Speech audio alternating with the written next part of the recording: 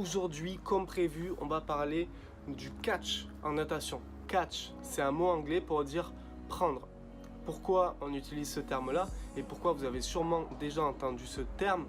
Parce que quand tu vas prendre ton appui en crawl, tu viens, tac, plier le bras, casser le coude et prendre de l'eau là-dessus. Et ton catch, il se fait là-dessus. Donc c'est ce qu'on va voir aujourd'hui.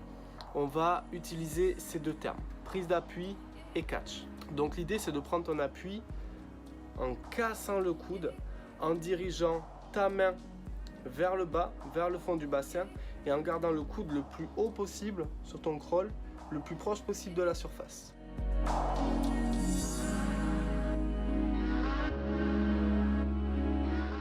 Donc là, en fait, tu vas avoir de l'eau en dessous de ton biceps et de ton avant-bras. Et bien sûr, en dessous de ta main. Donc là, tu as une très grande prise d'appui, tu as toute l'eau ici, quand tu es en crawl. Et au moment où tu vas venir casser, en fait, tu vas venir mettre ce segment-là en direction opposée de ton avancée. Tout simplement pour mettre de la résistance et de la force dans la direction opposée de ton avancée. Donc, pour aller plus vite. L'idée, c'est aussi, quand tu fais ce catch-là, de te mettre des images en tête. Donc, tu peux penser que tu prends un objet. Par exemple, si je prends une chaise et que je la dégage derrière. Tu peux aussi penser, et ça c'est une très belle image, que tu vas prendre une grande barrique sous ton bras, comme ça là. Une barrique ronde sur laquelle tu ne dois pas casser ton coude, tu vois.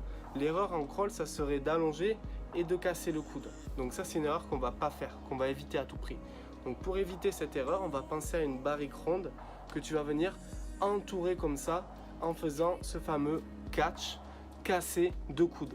Casser ton coude, prendre de l'eau en dessous de ton avant-bras, comme un petit bébé, tu vois, comme si tu faisais un câlin à quelqu'un.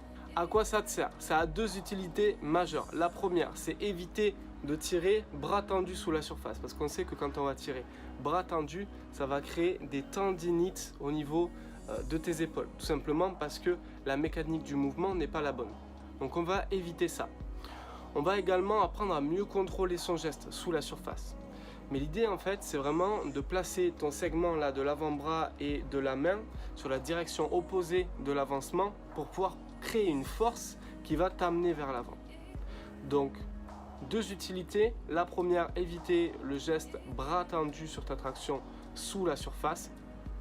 Deuxième utilité, vraiment créer une inertie à l'avancement, créer une force qui va te permettre d'avancer, créer un geste qui va te permettre d'être efficace sur ton premier appui et ensuite développer ta nage. Parce que tu développeras plus facilement ta nage si tu vas vite que si tu vas tout doucement, lentement. Maintenant, comment le ressentir? C'est simple.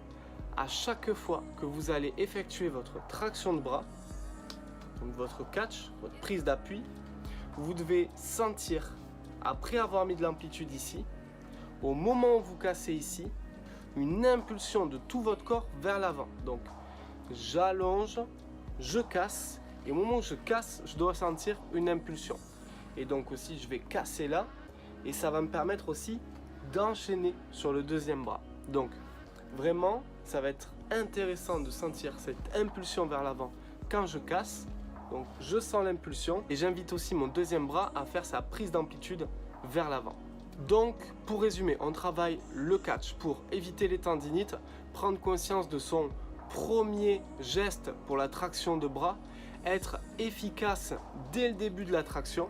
Comment on va travailler ça? Grâce à des exercices hors de l'eau et grâce à une répétition d'éducatifs dans l'eau. Ensuite, on va transférer ce travail hors de l'eau et ces éducatifs sur notre nage complète. Et enfin, comment le ressentir? Il faut qu'à chacune de vos prises d'appui, vous sentez une impulsion vers l'avant. Encore une fois, je vais vous demander de ne pas hésiter d'être dans l'exagération à chaque fois que je vais vous proposer un exercice, que ce soit un exercice hors de l'eau ou un exercice dans l'eau.